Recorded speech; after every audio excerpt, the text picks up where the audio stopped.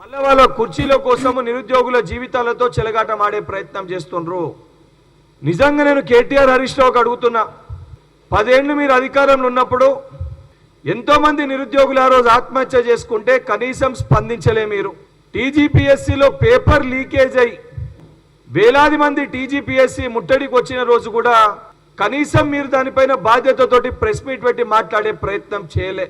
ఆఖరికి ఎలక్షన్స్ ముందు ఒక చెల్లె ఆత్మహత్య చేసుకుంటే కూడా ఆత్మహత్యను కూడా వక్రీకరించి తప్పుడుగా ప్రచారం చేసిన ఒక చరిత్ర మీది, మీ పార్టీది.